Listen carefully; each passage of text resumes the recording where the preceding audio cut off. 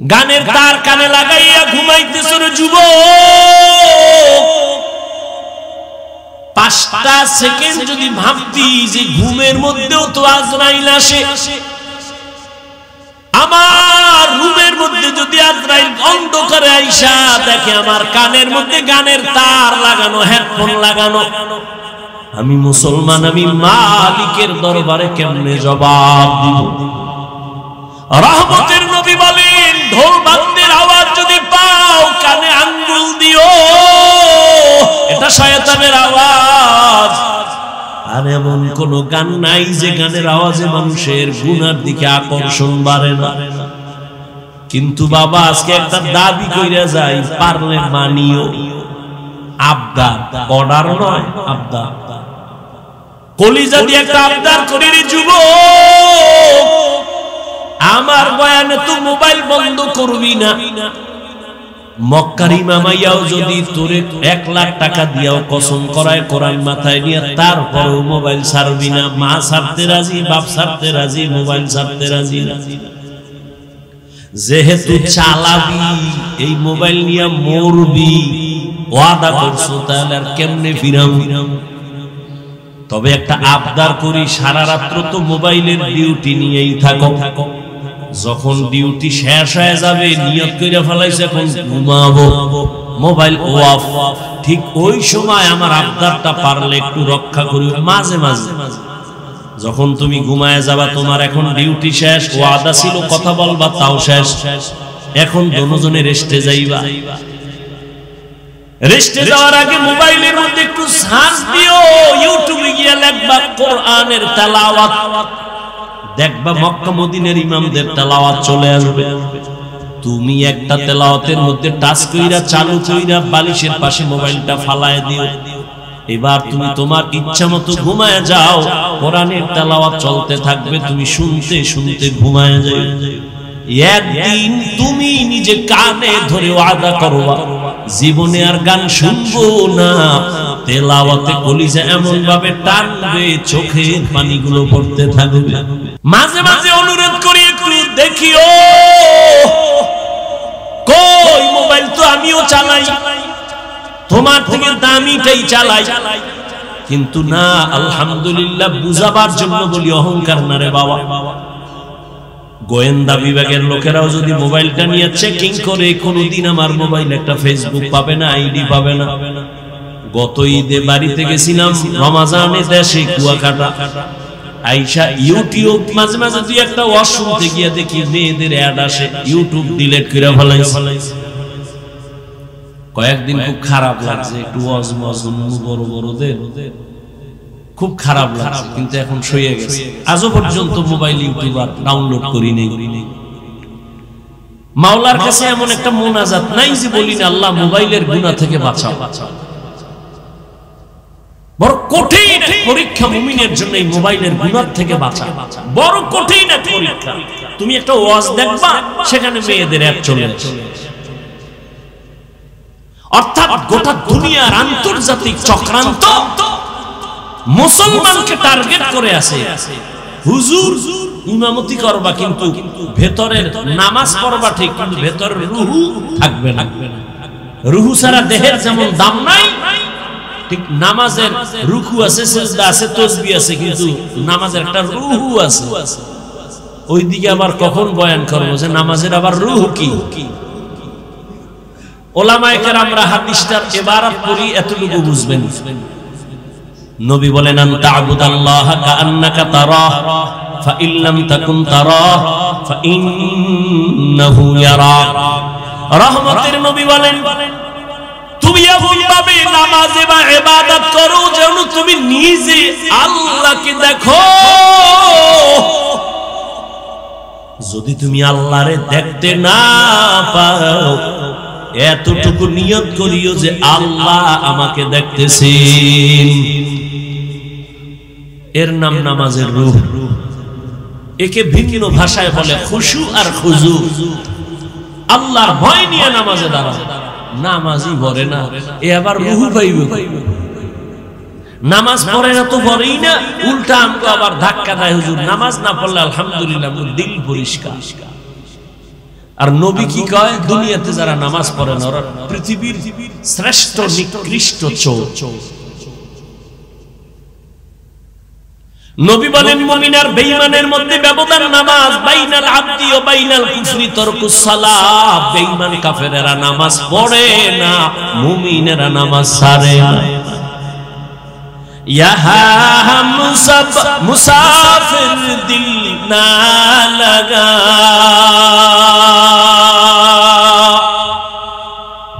আহলে দিল কি नजर से रूह करता जा, यहाँ हम सब मुसाफिर दिल ना लगा, अहले दिल की नजर से रूह करता जा, शाह दौलत सब फकीर गर नेक नेहे, शाह दौलत सब फकीर गर नेक नेहे, जिंदगी में बंदगी तू कर नहीं, जिंदगी में बंदगी तू कर नहीं, जिंदगी बे बंदगी शर्मिंदा है, जिंदगी बे बंदगी शर्मिंदा है, जिंदगी में बंदगी कुल बंदगी, बंदगी में जिंदगी शर्मिंदगी। আমার কলিজার একটা যুবক যদি সাহস কইরা বলতি, ও হাফিজ ভাই, সে আড্ডা ছাইরা যদি একটু নিচে নাইমা ইসামগো পাও ধরতে না, দাড়ি কাটতাম না আর নামাজ ছাড়তাম না, আল্লাহর কসম আমি লাফটা দিয়া নিচে আইসা পাও ধইরা ফেলতাম, আর নবীরে বলতাম কিয়ামতের দিন নবী তোমার উম্মত আমার পাও ধরার শর্তে দাঁড়িয়ে রাখছে, পাও ধইরা ফেলছি, দাঁড়িয়েও রাখছে, আমার নবী ফালাইয়া যাইতেন না, আমার নবী বলতেন যা উম্মত জান্নাতের দরজায় যা, আমি তোরে ছাড়া জান্নাতে যাব না। এরে আল্লাহর বান্দারা, আকল নষ্ট হয় না রে যুবক, আমিও তোমার মতো যুবক, টুপি পরলে মাথাটা গরম লাগে, তোমার থেকে মোটেও কম বুঝি না, দাড়ির কারণে যৌবনের ভাব চলে যায়, কম বুঝি না, লম্বা জামাটা পরার কারণে শরীর বড় আটকা লাগে, গরম লাগে, কম বুঝি না। ও আল্লাহর বান্দা, তারপরেও কেন টুপি ছাড়ি না, নামাজ ছাড়ি না, বেপরদায় চলি না? এত মানুষ কত বাজে কথা বলে, মানুষ আমগো টুপিওয়ালা বলে গালি দেয়, কওমি বলে গালি দেয়, তাবলীগওয়ালা বলে গালি দেয়, এরপর একটা জবাবও দেই না। কেন? একটাই মাত্র কারণ, এই টুপির কারণে আমাদের বিপদ। বিপদ উলামায়ে কেরামের তো মারাত্মক কোনো অন্যায় করে নাই, সরকারের আমরা গালি দেই না, খ্রিস্টানের গালি দিয়া বয়ান করি না, এ বুঝো, হিন্দুদের বিরুদ্ধে আমরা বয়ান করি না, অশালীন কথাও বলি না, এরপর কেন আলেমের উপরে বিপদ, জেলখানায় যায়, হ্যান্ডকাপ লাগায়? একমাত্র কারণ আমরা কেন দিনের কথা বলি, মানুষকে নেশার থেকে ফিরাই। যেই কামটা র্যাব, আর্মি, পুলিশ, বিডিআর সরকারের কোটি কোটি কোটি টাকা খাইয়া অস্ত্র হাতে নিছে, সরকার কয় মরণ পর্যন্ত না, মরার পরেও সরকারি টাকা তোমার ঘরে দেওয়া হবে, অস্ত্র দিয়ে দিলাম, যাও সন্ত্রাসী বন্ধ করো, নেশা বন্ধ করো, দেশে উশৃঙ্খলতা বন্ধ করো। এরপর তারা হিমশিম খায়, কিন্তু কোনো অস্ত্র লাগে নাই, সরকারের 1 টাকাও আলেমের পেছনে খরচ হয় নাই। এই উলামায়ে কেরামরা হাতে পায়ে ধইরা ধইরা এদেশের মানুষগুলো মদ পান করত, বয়ান শুনে মদ ছাইরা দিছে, বেনামাজি এখন নামাজ পড়ে। ও আল্লাহর গোলাম, আল্লাহর মুহাব্বত নিয়ে চলতেছি, এর একমাত্র উলামায়ে কেরামের অবদান। এই জন্যই বলেছি উলামায়ে কেরাম, তোমার জীবনের আপন বন্ধু আর কেউ তোমার আপন বন্ধু নাই, সব স্বার্থপর। हकीकत से तो दुनिया बेखबर है, दुनिया की नुमाइश पर नजर है। नमी गुयम के अज दुनिया जुदा बश, बहर कारे के बाशी बा खुदा बाश। जिसते दुनिया अज खुदा गाफिल बुदर ने कमाशो निकरहो फरजिंदो जल, आप दर कश्ती हालाके कश्तियां आप अंदर जीरे कश्ती कुश्ती। आलेम उलामा আল্লাহ ওয়ালারা বয়ান করে, ময়দানে যুবক কাঁদতেছে হাউমাউ করে। একটু ভাবো তো, ওরে মারলো কে? পুলিশে বেত্রাঘাত করে কাঁদে না, কোরআনের বাগানে মানুষ বসে বসে কাঁদতেছে, কারণ কি? ওরে মারলো কে? একটু ভাবো, এটা তো এমন এক প্যান্ডেলে বসছো যে রাসূল বলেন এখানে বসার সাথে সাথে জীবনের সব গুনাহ মাফ। সুবহানাল্লাহ আসে না? আসবে কেমনে? সাফার জোরে না দাবি করো আমি রাসূলের আশিক, ফজর নাই, যোহর নাই, আসর নাই, মাগরিব নাই, ইশা নাই, সারা দিন জবানে মিথ্যা, গীবত, খাও গাঞ্জা, টানো বিড়ি। এই জবানে সুবহানাল্লাহ আসতে তো সময়ের দরকার। আল্লাহ আপনি আমাদের সব ভাইকে হেদায়েত দান করেন। আর এমন তো টেনশন নাই যে হুজুর এত রাতে ওয়াজ করবেন, ঘুমান লাগবে, এই টেনশন তো নাই। বাঙালি তো আর রাতে ঘুমায় না, সারা রাত মোবাইলের হক আদায় করে। বউয়ের হক, মা বাবার হক, সন্তানের হক আদায় না করতে পারলেও যথাযথ মোবাইলের হকটা রাতে আদায় হয়। আমরা মোনাজাত ধরি বইয়া, আর মোবাইল ওয়ালারা রাতে মোনাজাত ধরে হইয়া। হাসিও না, আমি বলছি কেন হাসির কথা একটাও বলিনি, তুমি হাসো কেন? আমি যা বলছি তুমি চিন্তা করলে গভীরভাবে তোমার কান্না উচিত যে আমি এত খারাপ। আমি সারা রাত কবিরা গুনাহ করি, চরিত্র বিক্রি করি মোবাইলের দ্বারা, আমি এত খারাপ, আমার কপালের উপরে কারো যেন অভিশাপ লাগছে। তুমি নিজেকে ভালো মনে করো না, তুমি জানো আল্লাহ না করুন বুঝাবার স্বার্থে বলছি, তুমি যদি এখন মরে যাও, কথার কথা, ভিতরে ভিতরে মা কানবে ঠিক, কিন্তু মনে মনে খুশি। হুজুর খুশি, ইমাম খুশি, মুরব্বী খুশি, বাবাও খুশি। কেন জানো? মা মনে মনে কইবে, বাবায় কইবে ছেলেটা আমার ঠিক, কিন্তু ওর চরিত্র এত খারাপ, ও মরে গেছে ভালো হইছে, না হয় ওর কারণে আমি সমাজে মুখ দেখাইতে পারি। এবার বুঝো তো তোমার কপালটা কত খারাপ যে তুমি মরে গেলে মা কাঁদবে ঠিক, কিন্তু মনে মনে খুশি হবে। তোমার চরিত্র এত খারাপ, অথচ তোমার মতো একটা যুবক, ফুটান্ত গোলাপ, গোটা পৃথিবীর জন্য একটা আদর্শ। আল্লাহ তোমাকে এমন মেধা দিয়েছেন, টোটাল বাংলাদেশ কেন পৃথিবীকে কন্ট্রোল করা তোমার মেধার দ্বারা সম্ভব, কিন্তু তোমার কপাল খারাপ করে ফেলেছো এই অল্প বয়সে। আচ্ছা বলো তো, 40 বছর পর্যন্ত প্রত্যেকটা মানুষের চেহারা থাকবে উজ্জ্বল, তোমার 25 থেকে 30 বছর বয়স, তোমার চেহারা নষ্ট কেন? তোমার চেহারার মধ্যে নূর নাই কেন? তোমার দিকে তাকাইলে মায়া লাগে না কেন? গুনাহের কারণে আল্লাহ বেজার হয়ে তোমার চেহারার নূর নিয়ে। কপাল বড় কঠিন, এর নাম কপাল। যেই রাসূলের চেহারা মুবারক, কে বলল একটু আগে? আরমানি মেহমান বলছেন পাকিস্তানের, চাঁদের থেকে সুন্দর রাসূলের চেহারা। ওই যে গজল গাইছেন একটা, মেরা নবী চাঁদের থেকে উজ্জ্বল। আম্মা জান আয়েশা রাদিয়াল্লাহু আনহা বলেন, এশার নামাজের পরে রাসূল আমার হুজরায় আসলেন, আমার হাতে একটা চিকন সুই ছিল, পড়ে গেছে, বাতি নাই, কেরোসিন নাই, তেল নাই, অন্ধকার।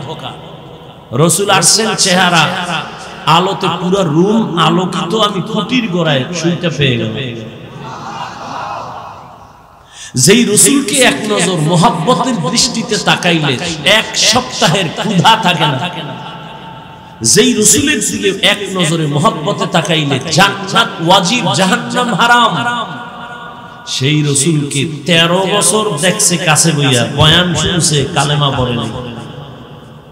এমন নিকৃষ্ট বেঈমানের নাম কি জানা আছে? কে? এর নাম কফা। আর অন্যদিকে 27 বছরের যুবক তরবারি নিয়ে দৌড়ায় মুহাম্মদের জবাই করে। নবীজিকে দেখেই তরবারি ফালায় কয়, নবী আমাকে কালেমার রশি লাগায় দেন আর তরবারি দিয়ে কল্লা ফেলেন। এর নাম কফা। 13 বছর রাসূলকে দেখলো, বয়ান শুনলো, কালেমা পড়ে নাই। আর 27 বছরের যুবক ওমর নবীকে জবাই করতে গিয়া কালেমার রশি পরে গলায় নিয়ে আবার তরবারি নিয়ে দাঁড়ায়। বাইতুল্লাহর পাশে সিনা বরাবর একটা ওয়াল আছে, এটাকে হাতিমে কাবা বলে। মূলত ওই চার কোণার ঘর, এটাও এর অংশই। রাসূলের 30 বছর বয়সে কাবা নতুন ভাবে উঠাইতেছিলেন। কুরাইশ বংশের লোকেরা হালাল টাকা দিয়া যেই পরিমাণ টাকা দিছে, ওই পরিমাণ টাকায় এই সিনা বরাবরের অংশ সহ দেওয়াল উঠে না, এই জন্য একটু বাদ দিয়া ওই বাকি অংশগুলো ফেলেছে। এটাকে হাতিমে কাবা বলে। তরবারি নিয়ে দাঁড়ায় বলে, এই মুশরিক আর কাফের, 5 মিনিট আগে মুহাম্মদের দুশমন ছিলাম, সন্ত্রাসী, টেররিস্ট, এখন দাঁড়ায় গেলাম, কারা আছো মুহাম্মদের বিরুদ্ধে? আমার তরবারির সামনে দাঁড়াও। মুহাম্মদের প্রয়োজন নাই, আমার তরবারি ফয়সালা করবে, আসো। 39 জন মুসলমান তখন রাসূলের সামনে গোপনে ইবাদত করে। 40 নম্বর মুসলমান 27 বছরের যুবক ওমর। ওদিকে 11 জন মহিলা মাত্র মুসলমান। মুশরিকরা কি কয়? মুহাম্মদের কাছে যাইতে মনে চায়, কিন্তু কেমনে যাই? ওর ডানে বামে চারদিকে গরিব মূর্খ মানুষ, এরা আইসা পুরো আটকায় রইছে। আমরা সম্ভ্রান্ত পরিবারের মানুষ, আমরা কেমনে যাই? প্রেস্টিজ নষ্ট হয়, সম্মান থাকে। আমাকে বরিশালে বলে, না খাওয়ার বাহানা ভাজা মাছের ঝোল। একটা কথা আছে, মানে খাইতে চায় না, একটা ভাজা মাছের ঝোল দাও, মানে না খাওয়ার একটা বাহানা। কালেমা তো পড়বে না, মুহাম্মাদের উপর হুদ দোষ চাপায়। আবু জাহিল্লা হাতের মুষ্টিতে পাথর লয়, এই ভাতিজা বলতে পারো কি আছে? নবী বলে, পারি না। পারলে কি হবে? আমি এখন নবী মানবো, কালেমা বলবো। নবী বলে, আমি বলতে পারবো না। কেন পারো না ভাতিজা? নবী বলেন, আমি তো গাইবের মালিক না, গাইবের মালিক তো আল্লাহ। তবে আমি এতটুকু বলি, এই হাতের মুষ্টিতে যা আছো একটু আওয়াজ দাও তো। যখন নবী এই কথা বলছেন, পাথরগুলো কালিমায় শাহাদাত পড়তে শুরু করলো। আবু জাহিল্লা পাথর মাটিতে ফেলায় কয়, তুমি ভাতিজা জাদুকর, এটা ভাবি না। এর নাম কফা। আল্লাহ হেদায়েত দান করুন। উলামায়ে কেরাম যে আলোচনা করেছেন, দোয়া করি উম্মাহকে উলামায়ে কেরামের কথাগুলো সহি তরিকায় আমল করার তৌফিক দান করেন। উলামায়ে কেরামের ইজ্জতকে আল্লাহ বাড়ায় দেন। উলামায়ে কেরামের ইজ্জত বাড়লে একটু সমস্যা হতে পারে আপনাদের, না? না, আমিনের আওয়াজ এরকমই ভাবলাম। উলামায়ে কেরামের ইজ্জত বাড়লে উম্মতেরও ইজ্জত বাড়ে। উলামায়ে কেরামের ইজ্জত কমে গেলে উম্মতেরও ইজ্জত কমে যায়। কেমনে বুঝাইতে আমার ধৈর্য কতটুকু হবে আপনাদের জানি না। উলামায়ে কেরামের ইজ্জত বাড়া, উম্মতের ইজ্জত বাড়া। কেন? কিয়ামত পর্যন্ত আর 1 সেকেন্ডের জন্য নবী আর দাওয়াত দিতে আসবেন না। আসবেন সাহাবায়ে কেরাম, আসবেন আইম্মায়ে কেরাম, ইমাম আবু হানিফা, ইমাম আজম, ইমাম শাফিঈ, ইমাম মালিক, ইমাম আহমদ বিন হাম্বল, ইমাম বুখারী, ইমাম মুসলিম, ইমাম তিরমিজি, কেউ আসবেন না। বড় বড় আউলিয়া এরাও আসবেন না। কিয়ামত পর্যন্ত এই জাতিকে জান্নাতের পথে ডাকবেন, সঠিক শান্তির ঠিকানা দিবেন একমাত্র শুধুমাত্র কেবলমাত্র উলামায়ে কেরাম। অতএব কারণে এই উলামায়ে কেরামকে মাথার মুকুট বানায় যে রাখবে, সে দুনিয়াতেও ধন্য, পরকালেও ধন্য। আর উলামায়ে কেরামের সাথে যে বেয়াদবি করবে, ও মরার আগে মরে যাবে। তার মানে রূহ থাকবে, দেহ থাকবে, বিছানায় পঙ্গু হয়ে পড়ে যাবে। এই বাংলাদেশে যত ঝামেলা দেখো, একমাত্র আলেমদের সাথে বেয়াদবির ফলাফল। একটু আগে বলে আসছি, আর এক জায়গায় মাগরিবের পরে, যে আওয়ামী লীগ গেছি গিয়া লাফাইস না, শিক্ষা নে জুলুমের ফলাফল এমনই হতে পারে। লাফাইও না, শিক্ষা না। তুমি জুলুম করলেও কিন্তু খবর আছে। মুসলমানের আন্দোলন একদিন নয়, মুসলমানের জীবন দেওয়া একবার নয়, মুসলমানের আন্দোলন আজীবন, জীবন দিবে বারবার জালেমের বিরুদ্ধে, ইসলামের পক্ষে। আর তুমি নাকে তেল লাগায় ঘুমাও দেশ স্বাধীন, আর ঢাকার শহরে মা বোনেরা স্লোগান দিচ্ছে সাংবাদিকের সামনে, আমগো দেহ ব্যবসার অধিকার আবার ফেরত চাই। তুমি নাকে তেল লাগায় ঘুমাও। মুসলমানের সন্তান আরামে সেদিন ঘুমাবে নিশ্চিন্তে, যেদিন এদেশের ময়দানে মাঠে ঘাটে উলামায়ে কেরাম কলিজা খুলে কোরআনের বয়ান করবেন, কোন সুদখোর আর বেনামাজির অনুমতি নিতে হবে না। মুসলমান নাকে তেল লাগায় আরামে ঘুমাবে সেদিন এদেশের প্রত্যেকটা মাদ্রাসা মসজিদের কমিটির মধ্যে বেনামাজি সুদখোর থাকবে না যেদিন। শিয়ালের হাতে মুরগি দিছে 3 দিনের আমানত, কার কাছে? শিয়াল পণ্ডিতকে দোয়াও চাই, মাফও চাই, জিন্দা কেন মরাও ভাইতা না। শিয়ালের হাতে মুরগি দিলে যা হয়, ধর্মের চাবি সুদখোর আর বেনামাজির হাতে দিলে তাই হয়। দিছে কে? কে দিছে? ইসলাম চাই। ভোটের আগের রাত্রে টাকা খাইয়া কেবলা ঘুরায় দিছে, ঠিক নেই? হুজুর গুদিয়া লাভ নাই। হুজুরেরা কি করে? হুজুরেরাই সব করে, সব করতেছে। হুজুরেরা যা এ জাতিকে দিয়েছে, আল্লাহর কসম পৃথিবীর কেউ এগুলি এই জাতিকে দিতে পারে নাই। যদি বলো হান দিছে, আমার জবাব 5 টাকা দিছে, 5000 টাকার হয়রানি করেছে। উলামায়ে কেরাম নিঃস্বার্থভাবে দিয়েছে। সারা জীবন উলামায়ে কেরাম সরকারি চাকরি করে, বেসরকারি চাকরি করে, ডিউটি কত ভাই? কয় ঘন্টা বলেন না? আর একজন ইমাম মসজিদে খেদমত করে কত ঘন্টা? 24 ঘন্টা। রিমান্ডের শাস্তির মধ্যে থাকে। একক তো নামাজে দেরি হইলে রিকশা ড্রাইভার কয় গেছিলেন কই? ইমাম সাহেব কয় কে তুমি? কয় রিকশাওয়ালা। তোমার পাওয়ারটা 5 টাকা বেতন দেই মাসে। আল্লাহ আমাকে আপনাদের সবাইকে হেদায়েত দান করেন। ইয়া আইয়ুহাল্লাযীনা আমানুস্তাঈনু বিস-সাবরি ওয়াস-সালাহ ইন্নাল্লাহা মা'আস-সাবিরিন। আল্লাহ বলেন, হে মুমিন, তোমরা সাহায্য প্রার্থনা করো সবর ও সালাতের মাধ্যমে, নিশ্চয়ই আল্লাহ পাক রব্বুল আলামিন সাবিরিনদের সাথেই থাকবেন। রহমতের নবী বলেন, মাইয়ুরিদিল্লাহু বিহি খাইরান ইউসিব মিন। আল্লাহ যাকে বেশি আদর করেন, মায়া করেন, দয়াময় আল্লাহ তাকে মুসিবতের দ্বারা পরীক্ষা নিবেন। তাহলে মুসিবত আসা একটা নিয়ামত, কার জন্য? মুমিনের জন্য। আচ্ছা, আপনারা ক্ষুধা লাগছে মনে হয় বেশি, বাদাম 2-1 ঘন্টা না খাইলে মরবেন? বাদাম না খাইলে মরবেন। আচ্ছা, বাদাম খাইলে কি পেট ভরবে? 1 বোতল পানি খাইলে বাঁচতে পারবেন, নাইলে মরবেন। তুই বেহেশতের বাগানে এগুলো কেন? এই জন্য ওয়াজ বাড়ছে, হেদায়েতের কথা শুনবে। এখানে কেন আপনি খাইতে হবে? খাওয়ার জন্য দোকানওয়ালারা বসে আছে, সেখানে যান। ওয়াজ উপলক্ষে বিশাল মার্কেট। কিসের দোকান? কয় বেলুন। বিশাল এক বেলুন কিনছে। মোনাজাতের ঘর বাড়ি যেটার কান্দে লয়ে ঝুলে। বউ কয় কি নিয়ে আইছো? কইছে মোনাজাতে বেলুন কবুল হয়ে গেছে। আপনারা হাসেন। কোরআনের মাহফিল, বেহেশতের বাগান, যেখানে বসলে গুনাহ মাফ হয়, সেই উপলক্ষে কেন মার্কেট? 2-1টা চায়ের দোকান, বিস্কিট রুটির দোকান হতে পারে, সেখানে এমন দোকান থাকবে কেন? খেলনার দোকান, বেলুনের দোকান। আবার এমন কোন দোকান থাকবে কেন যেই দোকানে বেপরদায় নারী ঢুকবে? এই কবিরা গুনার দায় ভাই কে নিবে? বলে গেলাম আপনাদেরকে না, সারা দেশ ঘুরে তো এগুলি দেখতেছি। হেদায়েত হয় না কেন? কারণ ভাই, বয়ান তো আপনারা জানেন, আমি তো শুরুতেই বলছি, আমি নতুন কিছু বলবো। মিথ্যা বলা হারাম, গালি দেওয়া হারাম, গীবত করা হারাম, মরা ভাইয়ের গোশত খাওয়ার সমান, জিনার থেকেও বেশি মারাত্মক গীবত।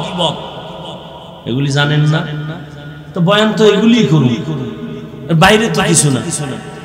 নামাজ পাঁচ ওয়াক্ত পড়া ফরজ, মা বাবার খেদমত করা ফরজ, গান শোনা হারাম, নাচ দেখা হারাম, জুলুম করা হারাম, কারো হক নষ্ট করা হারাম, চুরি করা হারাম, ডাকাতি করা হারাম, কাউকে হত্যা করা হারাম। এই বয়ান তো আপনারা সব জানেন, শুধু কি তাই আমরা এরা যারা বসছি সবাই মুসলমান।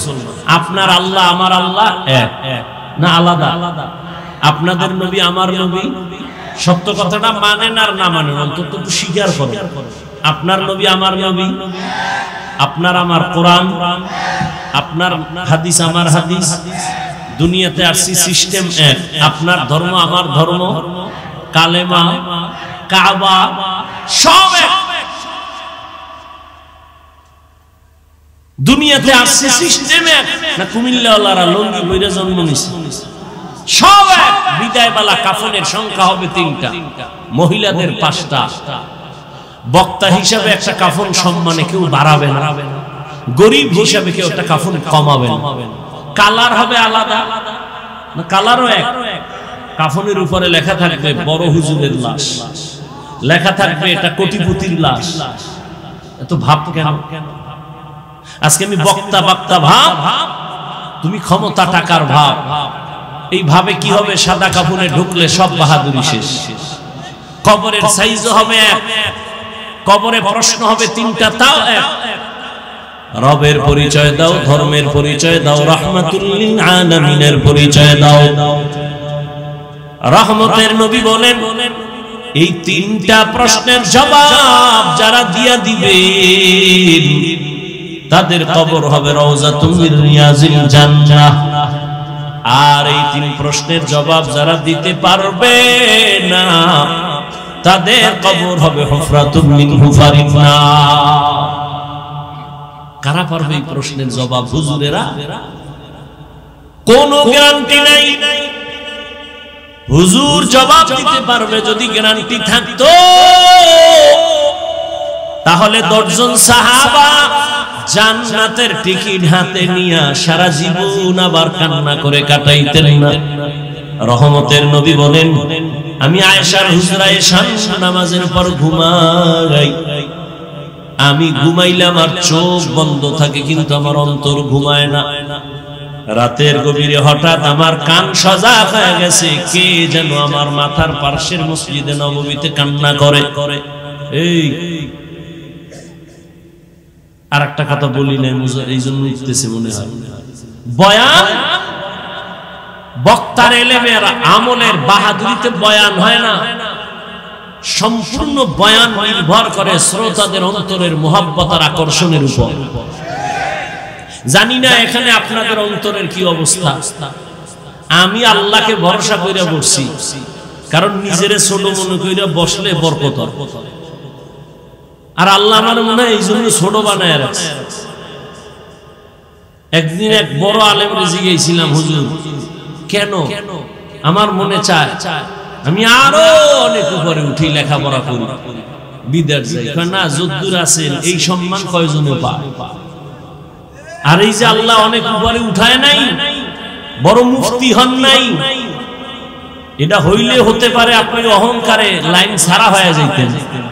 আর এখন দুর্বলতা আছে, কাঁদতেছেন। আল্লাহ তো চোখের পানি চায়, বিনয়ী চায়, অহংকার চায়। জানি না আপনাদের অন্তরের কি হাল, ওই অনুযায়ী বয়ান হবে। বক্তব্য সব শেষ, বাকি শুধু হাত দুইটা উঠাবো আর আলহামদুলিল্লাহ কয়ে মোনাজাতটা দিব। আর হাত যদি উঠাইয়াই ফালাই, আর জীবনে এখানে আমু কিনা তাও জানি না, বয়ান আর দেখা হবে কিনা তাও জানি না। তবে নিজের কপালটাও নষ্ট করিয়েন না, অন্যেরও ক্ষতি করিয়েন না। কিছু কথা বলার তৌফিক আল্লাহ দিতেছেন, আপনারা দোয়া করলে বলবো, ডিস্টার্ব করেন। খবরদার, আপনার যদি উঠার ব্যারাম থাকে, ভিতরে ঢুকছেন কেন? আপনি রাস্তায় দাঁড়াবেন, ফাঁকে যাইয়া বাথরুম করবেন, বিড়ি টানবেন, আবার এখন চোখের সামনে বসে ডিস্টার্ব কেন? মানুষ ভালো হইতে বহু সময় লাগে, কপাল ফুটতে 1 সেকেন্ড লাগে না। বহু মাস্তান সাইজ হয়ে গেছে, খবর নাই, বিল্ডিং পড়ে আছে, খবর নাই, আসমানে না জমি। বাহাদুরি কইরো না, মাস্তানি ভালো না সব জায়গায়, বহু মাস্তান রাস্তায় কাইতুয়া ঠ্যাং ভেঙ্গিয়া ঘরে বয়ে রইছে। বহু রাস্তায় পাগল দেখছি, পাগল ইংলিশে টকিং করে কিন্তু বস্ত্র অর্ধেক, আরবিতে কথা বলতেছে খুব দ্রুত কিন্তু শরীরের পোশাক অর্ধেক। পাগল। ভাবলাম কারণ কি? পাগল আবার ইংরেজি শিখছিনি কোথাও গিয়ে? জবাব আসলো অন্তর থেকে, না। তাহলে এই ছেলেটা স্কুল কলেজের ভালো একটা স্টুডেন্ট ছিল, শিক্ষকের সাথে না হয়, মা বাবার সাথে না হয়, কোনো মুরব্বীর সাথে বেয়াদবি করে পাগল হয়ে গেছে।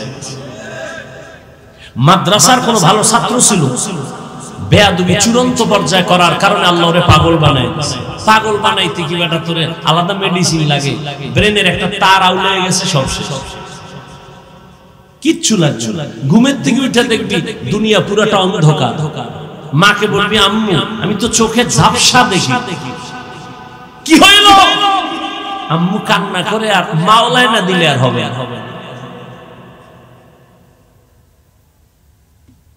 রহমতের নবী বলেন, আমার কানে আওয়াজ, গভীর রাতে কে যেন আমার মসজিদের মধ্যে কান্না করে নামাজে। আমার ঘুম ভেঙ্গে গেল, আমি উঠলাম, উঠি আমি বাহিরে গেলাম, নজর করে তাকায় দেখি জান্নাতের 1 নাম্বার সাহাবী আবু বকর নামাজের গভীরে দাঁড়ায় দাঁড়ায় কান্না করতেছি। নামাজ শেষে আমি জিজ্ঞাসা করলাম, হে আবু বকর, নামাজে দাঁড়াইয়া গভীর রাতে কেন কান্নার আওয়াজ? আবু বকর কান্না করে বলেন, ইয়া রাসূলুল্লাহ, আল্লাহর আদালতে দাঁড়াইয়া কেমনে আমি হিসাব দিব সেই ভয়ে নামাজে কান্না করেছে। নবী বলেন, আপনার নামে জান্নাতের টিকিট রেডি, 10 জন, আর আপনি শ্রেষ্ঠ, এরপরও কেন এত টেনশন? আবু বকর বলেন, হে নবী, আপনিই তো বয়ান করেছেন কিয়ামতের ময়দান হবে অনেক কঠিন ভয়ঙ্কর, মানুষ সব উলঙ্গ দাঁড়াবে, নারীরা উলঙ্গ দাঁড়াবে, পুরুষেরা উলঙ্গ দাঁড়াবে, নবীরা পর্যন্ত কান্না করবে, সূর্যের গরম সইতে পারবে না। ওই সময় আমার আল্লাহ আমার উপরে কোনো কারণে যদি বেজার হয়ে বলে টিকিট ক্যান্সেল করে দিলাম, কি উপায় হবে আমার সেদিন? ও এলাকার যুবক, ও বৃদ্ধ বাবাজি, পর্দার আড়ালের মা বোনেরা, দুনিয়ার রং তামাশায় তো কম সময় কাটাও নাই রে যুবক। আজান কানে শুনছু, ইচ্ছা করে পারলে মসজিদে যাইলে পারতা যাও নাই, গাদ্দারি করে মনে চায় না যাও নাই,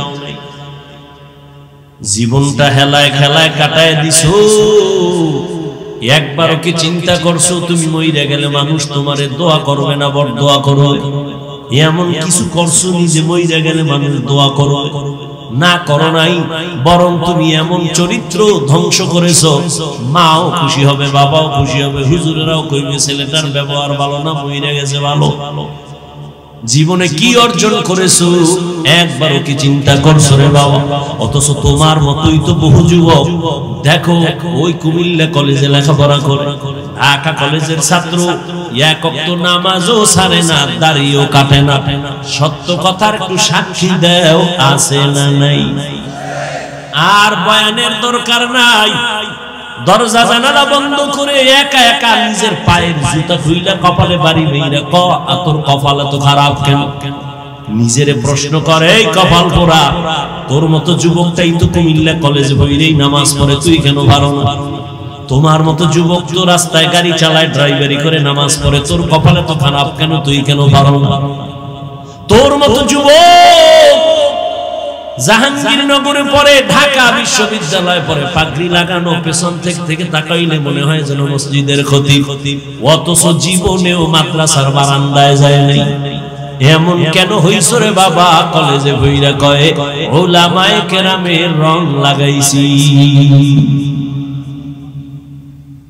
আমাকে হুজুরের বয়ান দরকার নাই, তোমার লাইনের যুবক দিয়া তোমাকে তুমি সাইজ করো। আর যদি কোন না হাফিজ ভাই যা বয়ান টয়ান করেন এগুলো তো যা বুঝি এটি হাসা মিশা সব আউলামা, তাহলে কোরআন শরীফ থেকে খালি একটা ভুল বার করে দাও, এখন দাড়িটা কেটে ফেলো, প্যান্ট শার্ট টাই লাগায় এখন রাস্তায় নাচ গানে নেমে যাও। কারণ আমাদের সবকিছুর মূল কোরআন। আল্লাহ আছে এক, দলিল কোরআন। কিয়ামত হবে দলিল কোরআন। জান্নাত আছে দলিল কোরআন। জাহান্নাম আছে দলিল কোরআন। সবকিছুর মূলে কোরআন। কোরআনে ভুল হলে সব ভুল, একটা ভুল বের করে দাও আর আল্লাহর পথে ডাকবো না। কিন্তু তুমি কেন ১৫০০ বছর পর্যন্ত বড় বড় পণ্ডিতেরা অপচেষ্টা কম করে নাই কোরআনের ভুল বের করার জন্য। ভুল বের করতে গিয়া নিজের জীবনের ভুল ধরা পড়েছে, মাথা নত করে কালেমা ওয়ালা মুসলমান হয়ে গেছে। তোমার ধর্মের কিতাব কোরআন দেখে বিধর্মী মুসলমান হয়, কিন্তু কি হলো রে যুবক, তুমি কেন নামাজ পড়ো না? কি তোমার সমস্যা বলো? কেন তুমি নামাজ পড়ো না? তোমার পেছনে দেখছনি কতগুলো টুপিওয়ালা মেহনত করে, তাবলীগওয়ালাদের মেহনত, পীর মাশায়েখের মেহনত, জুমার দিন খতিবের মেহনত, আমগো বক্তাদের মেহনত। সারাটা বছর সারা দেশে দৌড়াই, কুত্তার মতো দৌড়াই। 3 ঘন্টা মাত্র ঘুমায়া কুমিল্লা আসছি, এইভাবে দৌড়াচ্ছি। কালকে এই টাইমে বয়ান করতেছিলাম রংপুর শহরের উপর। বাবা এখন এখানে আছি, কালকে আর এক জায়গায় বয়ান করতে গিয়ে তো মাস্তানি দেখাই না রে বাবা। আমি তো একটা মানুষ, তুমি তো আমারে কম গালি দাও না, তাও জানি কি পরিমাণ আমার বিরুদ্ধে লেখো, তাও জানি। এরপরও কেমনে নরম হইয়া কথা বলি, মনে হয় যেন আমি তোমার টাকার কেনা একটা গোলাম। এত নরম হইয়া কথা বলতেছি, আবার ফাঁকে ফাঁকে মাফ চাই, মনে কষ্ট নিও না, মাফ করে দিও। আবার মুনাজাতে কান্না করি, আল্লাহ মাফ করে দাও। শুধু আমি না, সব ওলামায়ে কেরাম এইভাবে পাও ধইরা বয়ান করেন। কি অবস্থা! তুমি আমার সামনে যখন আসো, আমি হাসি মুখে, আলেম ওলামা সবাই হাসি মুখে সালাম দেয়, অথচ তোমার মতো বুদ্ধি নিয়ে যদি চলতাম, মাস্তানি ভাব নিয়ে চলতাম, সামনে আসলে বলতাম তাড়াতাড়ি 5 হাত দূরে চলে যা, তোর শরীর থেকে গন্ধ আসে, তুই নামাজ পড়ো না, প্রস্রাব করে পানি লও না, সব। কিন্তু না, জানি সব জানার পরও কিন্তু তোরে বুকে লাগায় একটা আলিঙ্গন করছি, ঘৃণা করি নাই। মাথায় হাত দিছি, হাতটা বাড়ায় দিছি সালাম দেওয়ার জন্য। মনটা বেজার করি নাই, হাসি মুখে কথা বলেছি। এতটা কেন করি? কি স্বার্থ? আমগো টাকা দাও, তাও না। ইমামের বেতন আটকায়া রাখছো, ঠিক মতো বেতনও দাও না। সেক্রেটারি বেতন দেয় 50 টাকা, তাও প্রতি মাসে ঠিক মতো দেয় না। এরপর কোন ইমাম কোন মুসল্লির সাথে খারাপ আচরণ করে না, বরদোয়াও করে না। এত সুন্দর বুঝানোটা যদি আমি হিন্দুদের মন্দিরে গিয়ে বুঝাইতাম রে যুবক, 12 মাস লাগতো না, মাত্র 6 মাস দৈনিক 1 ঘন্টা কইরা যদি হিন্দুদের মন্দিরে গিয়া বয়ান দিতাম, খ্রিস্টানদের গির্জায় গিয়া বয়ান দিতাম, আমার মন বলে ইনশাআল্লাহ এদেশের হিন্দু খ্রিস্টান সব মদিনার আশিক হয়ে যাইত। অথচ তোমার পেছনে 12 মাস ফজরের পরে, যোহরের পরে, আসরের পরে, মাগরিবের পরে বয়ান আর বয়ান আর বয়ান। মানুষ এমন ভাবে টানতেছে, মনে হয় যেন 5 মিনিটের জন্য হুজুর আসবেন, একটু দেখা কইরা যাবেন, এইভাবে মানুষ টানে। এত বয়ানের পরেও কেন পরিবর্তন নাই? এর একমাত্র কারণ, তুমিও মুসলমান, আমিও মুসলমান, তোমার আমার আল্লাহ এক, নবী এক, কোরআন এক, কাবা এক, ধর্ম এক, কালেমা এক। তাহলে তোমার আমার বুঝাইতে হবে কেন? অথচ তোমারে বুঝাইয়াও টুপি মাথায় দেওয়াইতে পারি না। আমি মুসলমান, টুপি খুলতে চাই না, লজ্জা পাই। আর তুমি কেমন ভিআইপি মুসলমান, টুপি মাথায় দিতে চাও না, লজ্জা পাও। আমি দাড়ি কাটতে চাই না, লজ্জা। তুমি কেমন মুসলমান যে দাড়ি রাখতে চাও না, লজ্জা। আমি মুসলমান, মসজিদে না ঢুকলে লজ্জা পাই। তুমি কেমন মুসলমান যে মসজিদে ঢুকতে গেলে লজ্জা পাও। আমি মুসলমান বেপরদায় চলতে গেলে লজ্জা পাই, আর তুমি কেমন মুসলমান যে পর্দা করতে গেলে লজ্জা পাও? বালিশে মাথা লাগা একটু ভাবিও, মালিকের দরবারে কেমনে দাঁড়ায় জবাব দিও। হেদায়েতের মালিক আমার আল্লাহ। আসলে তুমি আল্লাহর হেদায়েতের পর্দার বাইরে সরে গেছো, কিন্তু আমার আল্লাহ স্বার্থপর না। যদি স্বার্থপর হইতেন ঘুমের মধ্যে চেহারা কুত্তার মতো বানায় দিতেন। মুহাম্মদের উম্মত হওয়ার কারণে এত গুনার পরেও চেহারা আল্লাহ পাল্টায় দেয় না কেন? একমাত্র মুহাম্মদের উম্মত। মুহাম্মদের উম্মত না হইলে ঘুমের থেকে উঠে দেখতে চেহারা বানর হয়ে গেছে। কিন্তু আমার নবী আল্লাহর কাছে কান্না করে বলছিলেন, হে মালিক, আমার উম্মত গুনাহ করলেও তুমি চেহারাটা পাল্টাইয়া দুনিয়ায় ইজ্জত হারাইও না হে আল্লাহ। নবী উম্মতের কত দরদি।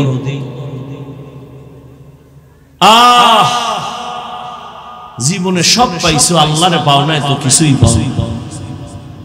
একদল কান্দে সব হারাইছি, আর একদল কাঁদতেছে পাইয়াও পাইতেছি না, উপায় কি? কিন্তু যাদের কাছে কোরআন আছে, নবীর আদর্শ আছে, এদের মাথায় কোনো টেনশন নাই। আগেও যেমন এখনো তেমন, ভবিষ্যতেও তেমন। চেয়ারম্যানের চেয়ারের মেয়াদ শেষ, আর নবীর আদর্শওয়ালা টুপিওয়ালা আলেমদের চেয়ারের কোনো মেয়াদই নাই। আবার শেষ কিসে?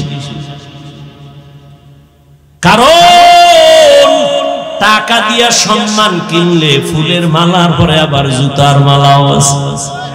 আর আমার আল্লাহর দেওয়া সম্মান যদি পায়, দুনিয়ায়ও বাদশাহ, পরকালেও বাদশাহ।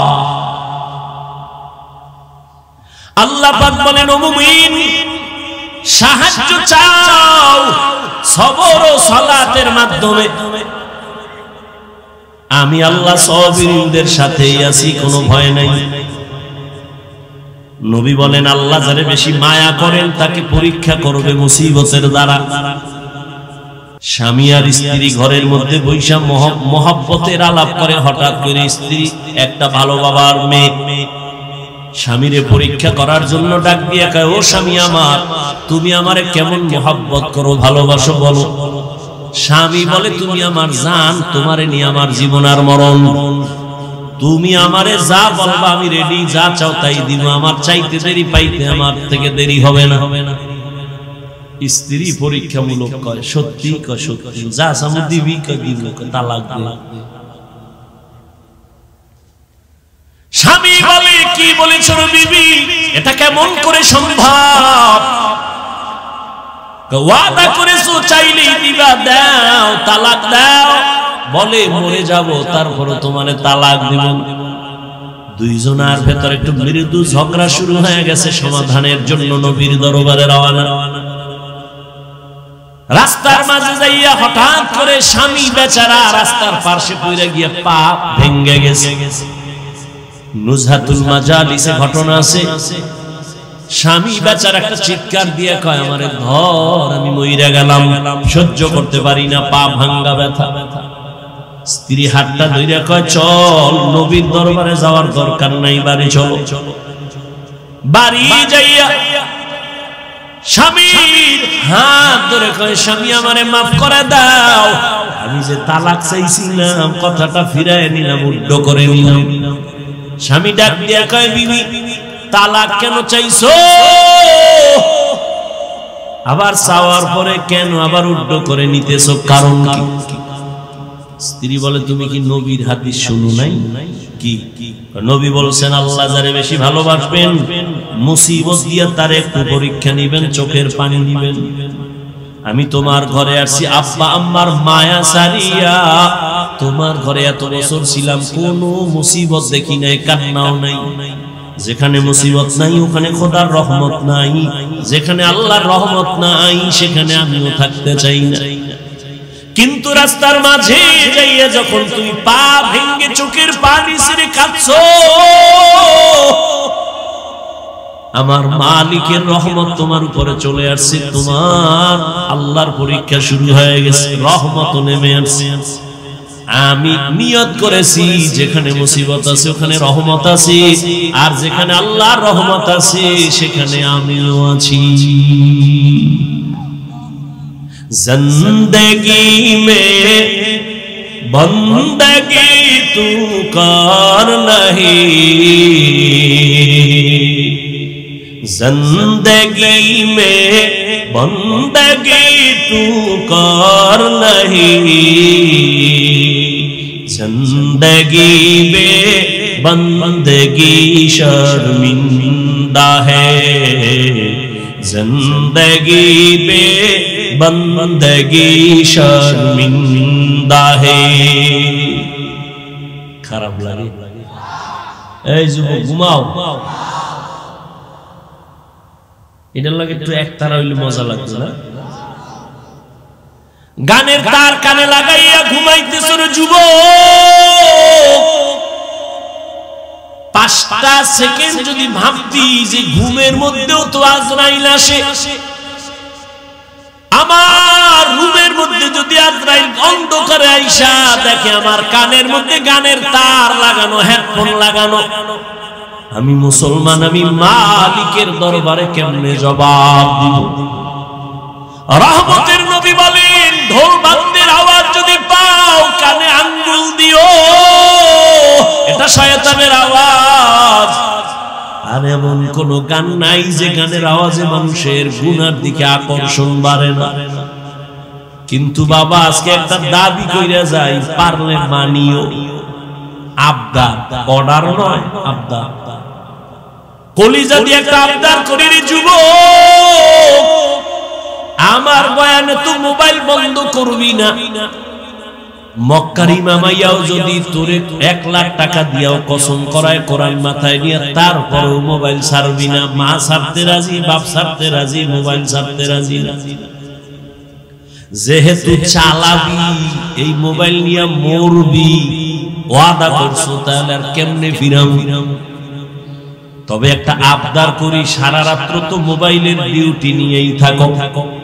যখন ডিউটি শেষ হয়ে যাবে, নিয়ত করে ফেলাইছে এখন ঘুমাবো, মোবাইল অফ, ঠিক ওই সময় আমার আবদারটা পারলে একটু রক্ষা করি। মাঝে মাঝে যখন তুমি ঘুমায় যাবা, তোমার এখন ডিউটি শেষ, ওয়াদা ছিল কথা বলবা, তাও শেষ, এখন দুজনে রেস্টে যাইবা।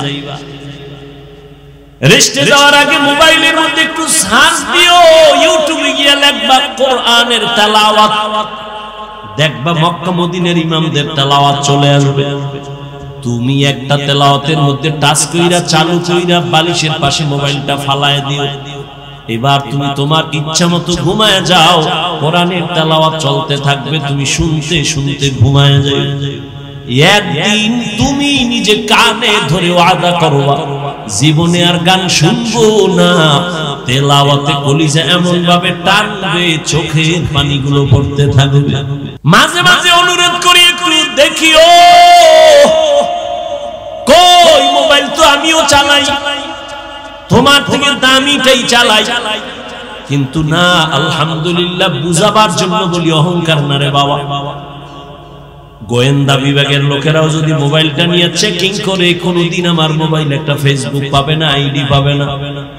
গত ঈদে বাড়িতে গেছিলাম, রমাজানে দেশে কুয়াকাটা, আইসা ইউটিউব মাঝে মাঝে দুই একটা ওয়াজ শুনতে গিয়ে দেখি মেয়েদের অ্যাড আসে, ইউটিউব ডিলিট করে ফেলাইছে। কয়েকদিন খুব খারাপ লাগছে, একটু ওয়াজ বড় বড়দের খুব খারাপ লাগছে, কিন্তু এখন সইয়ে গেছে। আজও পর্যন্ত মোবাইল ইউটিউব আর ডাউনলোড করি নেই। মাওলার কাছে এমন একটা মোনাজাত নাই যে বলি না, আল্লাহ মোবাইলের গুনাহ থেকে বাঁচাও। বড় কঠিন পরীক্ষা মুমিনের জন্য এই মোবাইলের গুনাহ থেকে বাঁচা, বড় কঠিন পরীক্ষা। তুমি একটা ওয়াজ দেখবা, সেখানে মেয়েদের অ্যাড চলে আসে, অর্থাৎ গোটা দুনিয়ার আন্তর্জাতিক চক্রান্ত মুসলমানকে টার্গেট করে আছে। হুজুর ইমামতি করবা, কিন্তু ভেতরের নামাজ পড়বা ঠিক, কিন্তু ভেতরের রুহু থাকবে না। রুহু ছাড়া দেহের যেমন দাম নাই, ঠিক নামাজের রুকু আছে, সিজদা আছে, তাসবিহ আছে, কিন্তু নামাজের একটা রুহু আছে। ওইদিকে আবার কখন বয়ান করবো যে নামাজের আবার রুহু কি? ওলামায়ে কেরামরা হাদিসটার ইবারত পড়ি এতটুকু বুঝবেন। নবী বলেন আনতা আবুদাল্লাহা কাআন্নাকা তারাহ ফাইন লাম তাকুন তারাহ ফাইন্নাহু ইয়ারাক। রহমতের নবী বলেন তুমি এমন ভাবে নামাজ বা ইবাদত করো যেন তুমি নিজে আল্লাহকে দেখো। যদি তুমি আল্লাহরে দেখতে না পাও এতটুকু নিয়ত করিও যে আল্লাহ আমাকে দেখতেছেন। এর নাম নামাজের রূহ। একে ভিন্ন ভাষায় বলে খুশু আর খুজু। আল্লাহর ভয় নিয়ে নামাজে দাঁড়াও, নামাজই পড়ে না, এ আবার রূহ পাইবে। নামাজ পড়ে না তো পড়েই না, উল্টা আমগো আবার ধাক্কা দেয় হুজুর নামাজ না পড়লে আলহামদুলিল্লাহ দিল পরিষ্কার। আর নবী কি কয়, দুনিয়াতে যারা নামাজ পড়ে না ওরা পৃথিবীর শ্রেষ্ঠ নিকৃষ্ট চোর। নবী বলেন মুমিন আর বেঈমানের মধ্যে ব্যবধান নামাজ, বাইনাল আবদি ওয়া বাইনাল কুফরি তারকুস সালাহ। বেঈমান কাফেরেরা নামাজ পড়ে না, মুমিনেরা নামাজ ছাড়ে না। ইহা মুসাফির দিল না লাগা,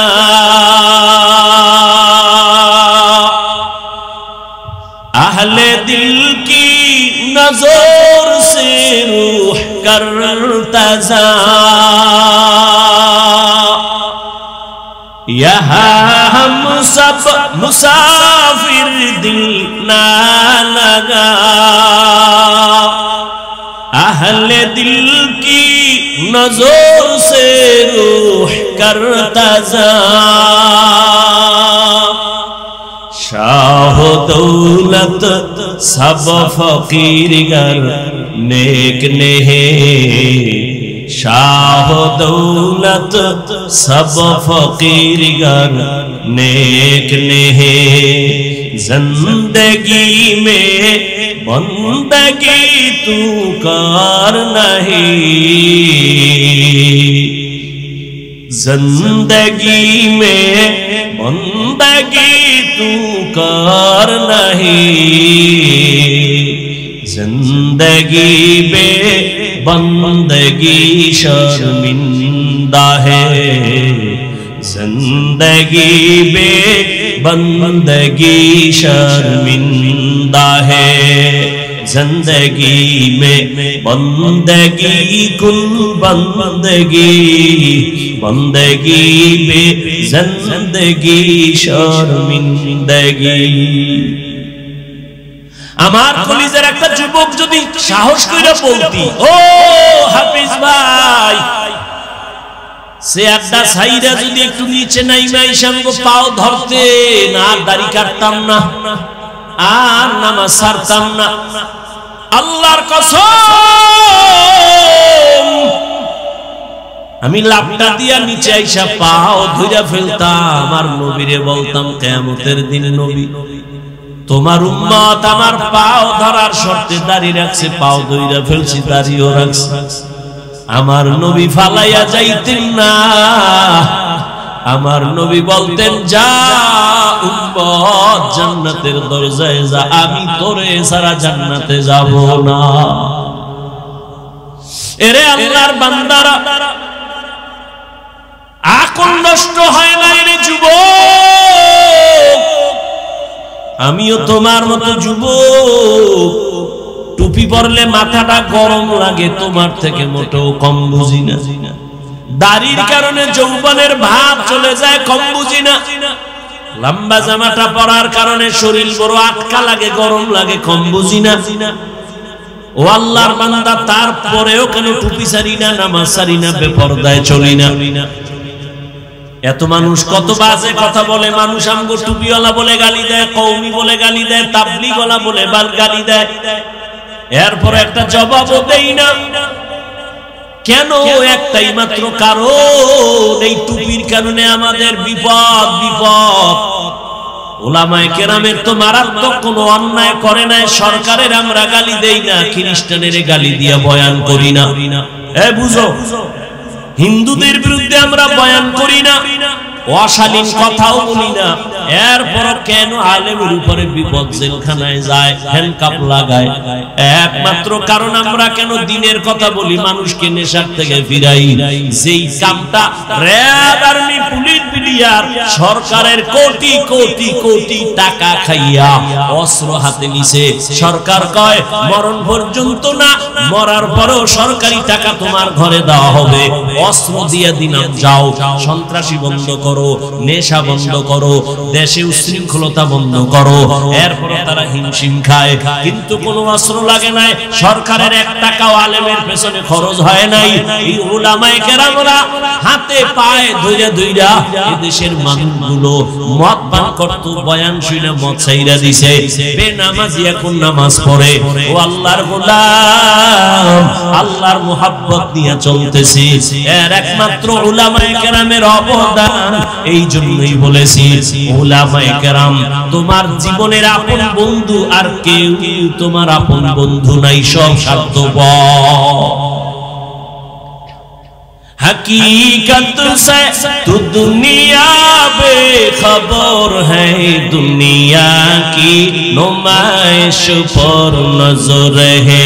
नमी गुयम के अज दुनिया जुदा बश, बहर कारे के बाशी बा खुदा बाश। जिसने दुनिया अज खुदा गाफिल बुदर ने कमाशो निकराहो फरजिंदो जल आप दर कश्ती हालाके कश्तियां आप अंदर जीरे कश्ती कुशती। একজনে কয় হাফিজ ভাই এডি বুঝি না, এডি কি কোন, এডি না কইলে ওয়াজ চলে না, এগুলি বললে কি লাভ, এগুলি বন্ধ করেন। তোমার যুক্তি যদি আমি মাইনা বয়ান শুরু করি, তাহলে প্রশ্ন তো আমারও আছে, আমিও তো তোমার থেকে কম চালাক না। যদি আমার ইলম নাই, কিন্তু তোমার মতো চালাকের সাইজ করার মতো বুদ্ধি আছে, আলহামদুলিল্লাহ। তবে বেয়াদবি জীবনে করি না, করব না। আমার জীবনের পুঁজি হলো বেয়াদবি না করা।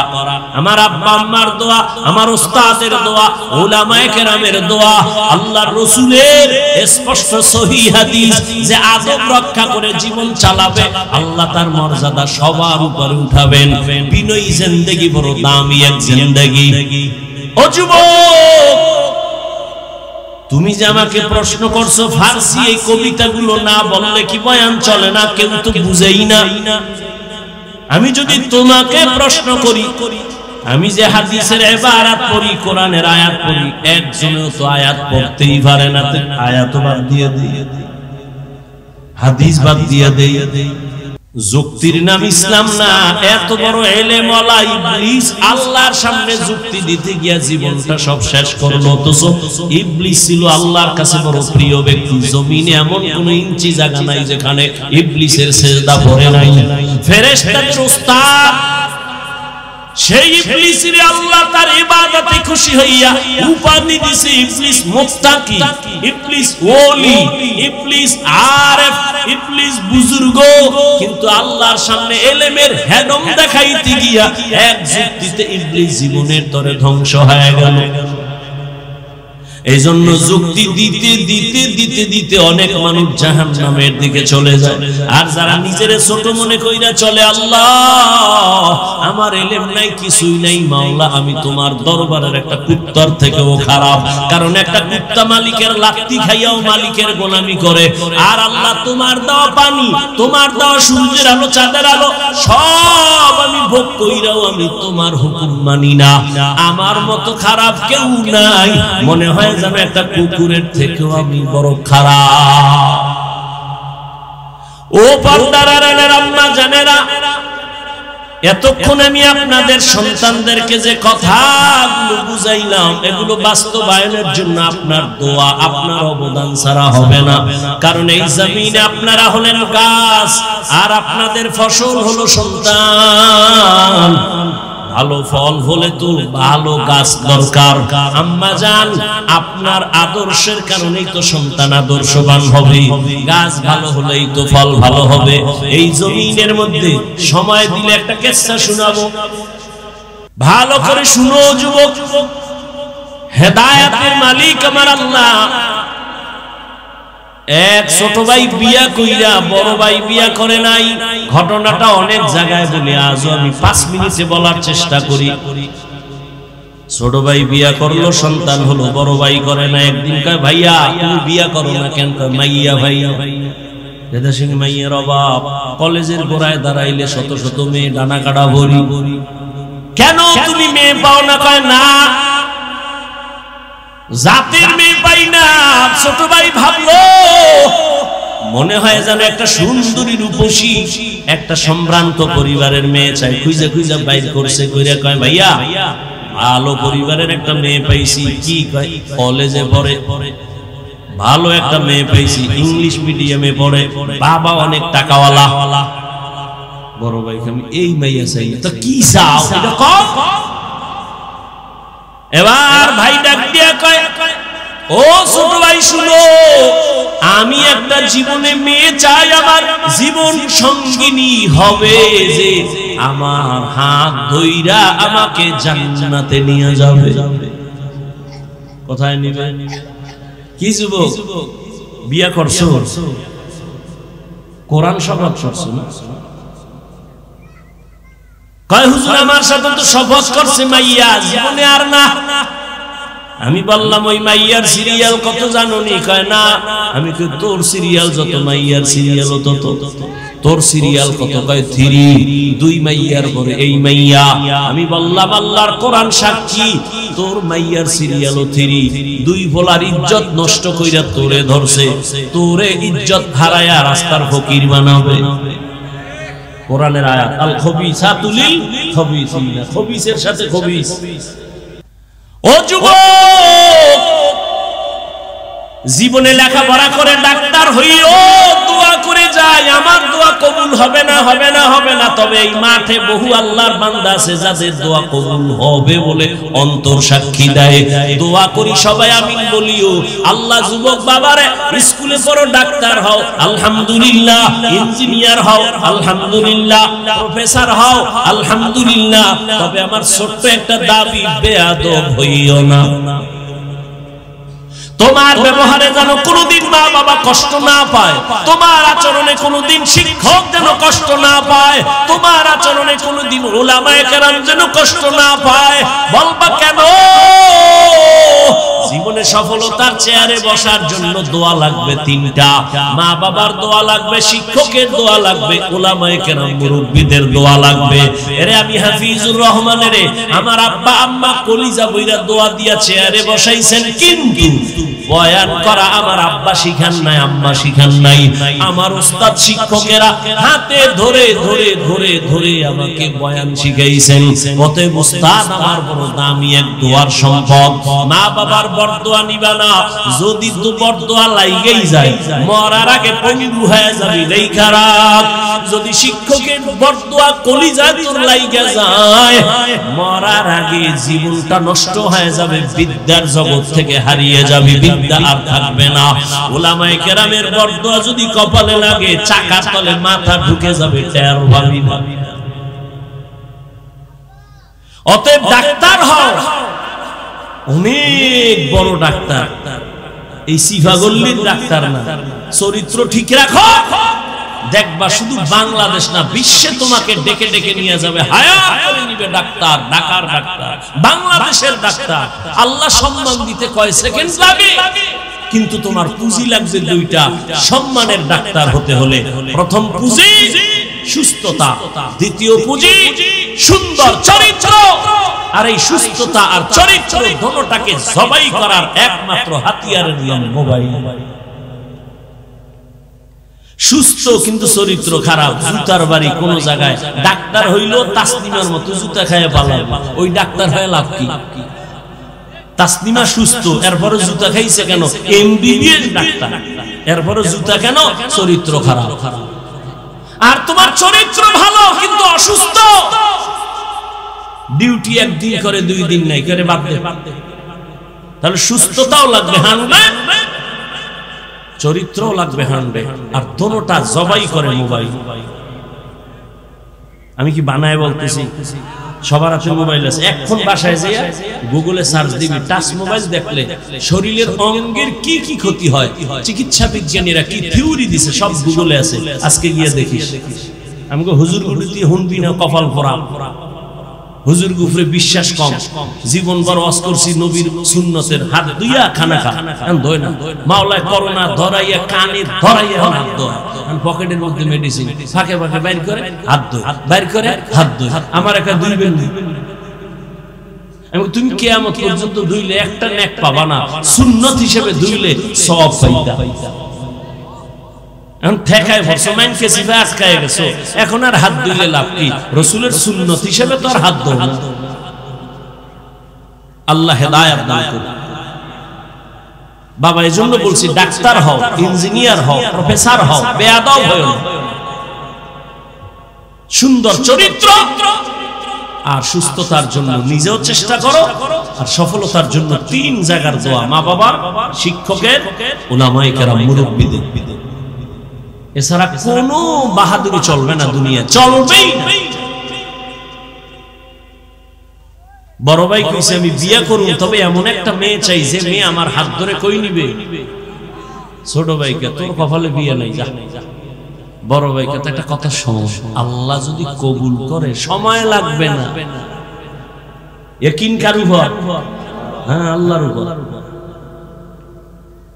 মুনাজাত করে কান্না করে, হে আল্লাহ তুমি ওয়াদা করেছো সাহায্যের জন্য, আমি সাহায্য চাইতেছি রে আল্লাহ। এমন একটা বিবি আমার জন্য মেয়ে মিলায় দাও। আমি টাকা চাই না, বাড়ি চাই না, তবে এমন একটা আদর্শবান চরিত্রবান মেয়ে চাই যে আমাকে হাতে ধরে জান্নাতের পথে আগায় নিবে। দোয়া চলতেছে, খবর পাইছে পাশের এলাকায় একজন বুজুর্গ আল্লাহওয়ালা আছে, মসজিদে মানুষ দোয়ার জন্য যায়। ও ফজরের নামাজ গিয়ে আদায় করেছে, মোনাজাত দিয়ে দিব। আরে ভাই মোনাজাত তো দিব, একটু ধৈর্য ধরো না। আগে আগে বাসায় যাবা, খোদায় না নিলে কেমনে যাবা? একজনে আগে রওনা হইছে বাসায় যাবে, আর একজনে বইয়া মোনাজাত দিয়ে এরপর আস্তে আস্তে রওনা হইছে। হে যাই দেহে হে আগের 1 ঘন্টা আগের বেড়া রাস্তায় খাড়ায় রুস্কিও কয় চাক্কা সাইরোটা শেষ, হসপিটালও নাই রাইতে কইব। এনে 1.5 ঘন্টা বইয়া শেষ পর্যন্ত হাঁটতে হাঁটতে হাঁটতে হাঁটতে বাসায় গেছে ফজরের সময়। আর এই যে আগে শেষে মোনাজাত, জীবনে তো কম ঘুমাও নাই, জীবনে তো রাত্র সজাগ থাকছো, গুনাহ কইরা একটা রাত্র কি নেক কইরা থাকছো? আল্লাহ জিগাইলে বলবা হ্যাঁ থাকছি। তোমার জন্যই এই সময়, নাইলে এখানে কেউ জোর করে ঢুকায় নাই। আল্লাহ তোমার মোহাব্বত এখানে ঢুকছি এবং মোনাজাত দিয়ে গেছি, একটু চোখের পানিও ছাড়ছি। ও আল্লাহ তুমি এই উসিলায় কি মাফ করবা না? আমি তো মাফ করার জন্য বাহানাই তালাশ করি, একটা সুযোগ খুঁজতেছি, একটা লাইন খুঁজতেছি। লাইন আছে কিনা দেখি। লাইন যখন পাইয়েই গেছি, কোনো লাইন নাই। নাম কি? নাম হইলো আব্দুর রহমান। এটাও একটা লাইন, সহিহ হাদিস। আল্লাহ কয় যা তোর এই নামের উসিলায় জান্নাত দিয়ে দিয়ে। তো তোমার নামও তো লাইন মতো নাই। নাম রাখছে হাসি, খুশি, নদী, বৃষ্টি, সবুজ, গম্বুজ।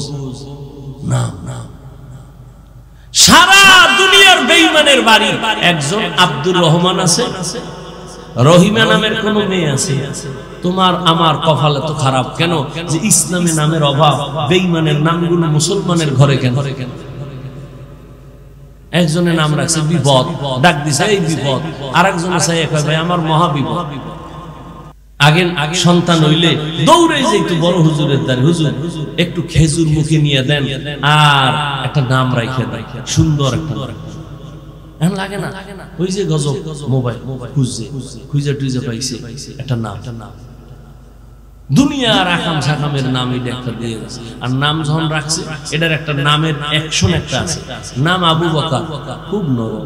নাম ওমর, খুব গরম। নামের একটা বরকত আছে। হুজুরের দ্বারে গেছে দোয়ার জন্য, ফজরের নামাজ পড়া সব চলে গেছে। হুজুর আমার বাড়ি অমুক এলাকায়, একটু দোয়া করে। বাবা বিয়া করছো? কয় না। কেন? বয়স কত? এখনো করো নাই কেন? মাইয়া ভাইয়া কি মাইয়া চাও? তাই হুজুর আমি আল্লাহর কাছে দোয়া করি এমন একটা মেয়ে চাই যে মেয়ে আমাকে বিবি হইয়া সহযোগিতা করে জান্নাতের পথে আগায় দিবে। হুজুর কয় দোয়া করি। কথা চলতেছে, হঠাৎ এমন একটা ঘটনা, কার ঘটনা নামটা শেষে বলবো, গুগলে গিয়া সার্চ দিয়া নাম বাইর করবি। ও দুনিয়ার সন্তান, আর তুই কেমন সন্তান হইলি একটু নিজেরে যাচাই করবি। ঘটনার শেষে নামটা বলতেছি। হঠাৎ মসজিদের বারান্দার বাহির থেকে একটা কচি কণ্ঠে মেয়ের সালামের আওয়াজ। একটা মেয়ে ডাক দিয়া সালাম দিছেন, আসসালামু আলাইকুম হযরত, আমি এই এলাকার মেয়ে, গরিবের সন্তান, দোয়ার জন্য আসছি। হুজুর ডাক দিয়া কয়, রে মা তোমার আব্বা কি করে? কয় নাই। বলে তোমার বয়স কত? এত। কয় বিয়ার বয়স তো পারায় যাচ্ছে, কেন বিয়া করো না রে মা? মেয়েটা কান্না করে বলে, হুজুর আমি গরিব, আমি কোথায় একটা ভালো জামাই পাবো? আমার চরিত্র আমি এখনো নষ্ট করি নাই, তবে আমি মুনাজাতে আল্লাহর কাছে বারবার দোয়া করি, আল্লাহ এমন একটা ছেলে আমার স্বামী বানাইয়া দাও যে আমার হাত ধইরা আমাকে জান্নাতের পথে আগায়া দিবে। মাওলাই মিলাইছেন। হুজুর মাঝখানে চাইকা কয়, এই যুবক বিবাহ করবানি? কয় আল্লাহ যদি কবুল করে। হুজুর এবার প্রস্তাব দিলেন, দিয়া দুজনের বিবাহ হয়ে গেল। এক হাতে কোনোদিন তালি বাজে না, বিনা বাতাসে পানি নড়ে না। স্বামী আর স্ত্রীর মন এক না হইলে ওই বাগানে ফুল ফোটে না। দুজনে কোন এক মনে। আজান হলে স্বামী কয় নামাজ, স্ত্রী কয় নামাজ। ফজরের সময় স্ত্রী যদি আগে উঠে, স্বামীর উঠায় উঠো নামাজ যেন কাজা না হয়। আবার স্বামী যদি উঠে, উঠে আবার স্ত্রীর ডাকে, উঠো নামাজ আদায় করো। ও পর্দার আড়ালের আম্মা জানেরা, একটু শুনেন কেমন মা। আপনারাও তো বড় দামি মা, আপনারা তো সাহাবায়ে কেরামদের মায়ের মতো মা, নবীদের মায়ের মতো মা, খাদিজা রাদিয়াল্লাহু আনহার মতো নারী, ফাতেমা রাদিয়াল্লাহু আনহার মতো নারী, আয়েশা রাদিয়াল্লাহু আনহার মতো নারী, ইসমাঈল নবীর মা হাজরা আলাইহা সালামের মতো দামি নারী, ঈসা নবীর মা মারইয়াম আলাইহা সালামের মতো দামি নারী। আপনারা তো বেঈমান ফেরাউনের ঘরে স্ত্রীর নাম কি? আসিয়ার মতো দামি। বলে কত বড় বেঈমান ফেরাউন, নিজেরে খোদা দাবি করেছে আল্লাহর বিরুদ্ধে গিয়া, অথচ তার ঘরে আসিয়া এত আল্লাহর আশিকা হয়ে গেল। নবীজি বলেন কিয়ামতের দিন জান্নাতে আসিয়ার সাথে আমার বিবাহ হবে। সুবহানাল্লাহ বললাম। এখন একটা প্রশ্ন আসতে পারে, ফেরাউনের বউ এর লাগে রাসূলের বিয়ে হইব? ঈমান আছে ঠিক আছে, কিন্তু এত বড় বেঈমানের বউ? না, বিয়ে হইছে ঠিক ফেরাউনের, কিন্তু এক সেকেন্ডের জন্য আসিয়ার সাথে ফেরাউনের এক সেকেন্ডের জন্য এক বিছানায় শরীরের সাথে টাচ হয় নাই। কেন? আল্লাহ রাব্বুল আলামিন আসিয়ার ঈমানের বরকতে ওই ফেরাউনকে যৌবন থেকে চিরদিনের জন্য একেবারে মুক্ত করে দিয়েছে। ওর জীবনে এক সেকেন্ডের জন্য যৌবন ছিল না ফেরাউনের, একটা সন্তানও নাই, আসিয়ার শরীরে টাচ জীবনে করেনি। নবী বলেন আসিয়ার সাথে আমার জান্নাতি বিবাহ হবে। আরে আব্বা জান, আপনার স্বামী তো ফেরাউনের মতো খারাপ না। আম্মা আপনি কি পারতেন না 5 ওয়াক্ত নামাজ পড়ে স্বামীর জন্য কলিজা দিয়া দোয়া করতেন? আল্লাহ, একটা স্বামী আমার দিন নাই রাত নাই বাইরে ঘুরে আর কষ্ট করে, নিজের জন্য কোনো স্বামী কষ্ট করে না। সন্তানের মুখে হাসি ফুটাবার জন্য গাধার মতো কষ্ট করে, স্ত্রীর মুখে হাসি ফুটাবার জন্য পুরুষ কষ্ট করে। ও আল্লাহ, আমার স্বামীর কামাইতে বরকত দাও, আমার স্বামীরে হেফাজত করো। আর ঘরে আসলে বুঝাইতেন স্বামী নামাজ পড়ো, হালাল ভাবে চলিও। মা বাবার মায়া ত্যাগ করে আসছি তোমার ঘরে, না খাইয়া থাকলেও আসি, খাইয়া থাকলেও আসি, তবে আমার জীবনের দাবি অবৈধ টাকা ঘরে আনবা না, হারাম টাকা খাইয়া নিজেদের রক্ত সন্তানের রক্ত কখনো নাপাক করব না। আম্মা জান যদি স্বামীর বুঝাইতেন, কোন স্বামী হারাম টাকা ঘরে নিত না। সন্তানের যদি বুঝাইতেন, বাবা আমি তোর মা কোন দিন মরে যাব জানি না, তবে তোর কাছে আমার জীবনের দাবি কোনদিন মিথ্যা কথা বলবি না, কারো সাথে বেয়াদবি করবি না। সন্তান আস্তে আস্তে আপনার কথায় আদৌ বলা হয়ে যাইত। ডাক্তার হলেও সন্তান দোয়া করত কোরআন বলিয়া, ইঞ্জিনিয়ার হলেও দোয়া করত। এরে আম্মা জান, আপনার মতো কত মা এখনো খুঁজলে পাওয়া যাবে এলাকায়, নামাজ পড়ে, পর্দা করে, স্বামীর মাল হেফাজত করে, সন্তানগুলো আদর্শওয়ালা বানানোর চেষ্টা করে। আম্মা জান আপনি কেন পারবেন না? ও বোনেরা, আপনার মতো কত বোন স্কুল কলেজে পড়ে, নামাজ পড়ে, পর্দা করে, মোবাইলে চরিত্র নষ্ট করে না, বিক্রি করে না। ও বোনেরা, আপনারা কেন পারবেন না? ও বিট্টু বাবাজি, আপনার মতো কত বুড়ারা মসজিদে গিয়ে নামাজ পড়ে, আপনি কেন পারবেন না? ওই স্বামী আর স্ত্রী দুইজন এক মনের হইয়া মুনাজাত করে, দোয়া করে, আল্লাহ দোয়া কইরা পাইছি দুইজনের স্বামী আর স্ত্রী। আর একটা দোয়া জীবনে আছে, দুজনে কান্দে আর আল্লাহর কাছে দোয়া করে, ও দয়ার মালিক একটা নেককার সন্তান আমাদের দান করো, যেই সন্তানের দ্বারা আমগো ইজ্জত বাড়বে, সমাজের আলো ছড়ায় যাবে। ওই সন্তান দিয়া লাভ কি যে মা বাবার ইজ্জত নষ্ট হবে? আল্লাহ এত দোয়া কবুল করলেন, এই দোয়াটা কবুল করবেন না, এটা হতে পারে না। দোয়া কবুল হয়ে গেছে। নেককার একটা ছেলে আল্লাহ দান করছেন। ছেলেটারে দুনিয়াতে আসা মাত্র নবীর তরিকায় ডান কানে আজানের আওয়াজ, বাম কানে ইকামতের আওয়াজ। ছেলেটারে আদর্শ দিয়া বড় বানাইলেন। অল্প বয়সে যৌবন যখন চলে আসলো, এই যুবক তো সেই যুবক, গোটা দুনিয়াটাকে আগুন লাগায় দিল। ইহুদি বেঈমানেরা ওর নাম শুনতেছে কেমন যেন আতঙ্ক, মাথাটা গরম হয়ে যায়। বাইতুল মুকাদ্দাস মুসলমানের প্রথম কিবলার ওখানে ইহুদির একটা ধমক দিয়া সব সরায়া বাইতুল মুকাদ্দাস হাতে নিল। মালয়েশিয়া, রাশিয়া সব বেঈমান, সিরিয়ার বেঈমানের মোকাবেলায় মোটামুটি দুনিয়াটা বিজয়ের ডঙ্কা বাজায় দিল। ইতিহাস যারা জানো, এই লোকটার নাম জানে না এমন কোন হিন্দু নাই, বৌদ্ধ নাই, মুসলমান নাই। সারা দুনিয়ার ইতিহাসবিদরা এই যুবকের নামটা জানে, যেই যুবক দুই মা বাবার দোয়ায় হইছে। এমন মা দোয়া করছে স্বামী চাই জান্নাতে নিবে, এমন বাবা দোয়া করছে বউ চাই জান্নাতে নিবে। এই দুইজনের দোয়ায় সন্তান আছে এক জগৎ বিখ্যাত অগ্নি শর্মা, এমন এক আল্লাহর মহব্বতের বান্দা, যার হস্তক্ষেপে ইসলামের পতাকা উড্ডীন বেঈমান নিপাত হয়ে গেছে, পরাজয় বরণ করেছে। ওই যুবকের নাম সালাহউদ্দিন আইয়ুবী রাহমাতুল্লাহ আলাইহি। সুলতান সালাহউদ্দিন আইয়ুবীর ইতিহাস পর গুগলে লেখা আছে, সব ডিটেইলস দেওয়া আছে। কে সে সুলতান সালাহউদ্দিন আইয়ুবী? সকল রাষ্ট্রনায়করা সালাহউদ্দিন আইয়ুবীর নাম না নিলে ওদের ইতিহাস কমপ্লিট হয় না। সুলতান সালাহউদ্দিন আইয়ুবী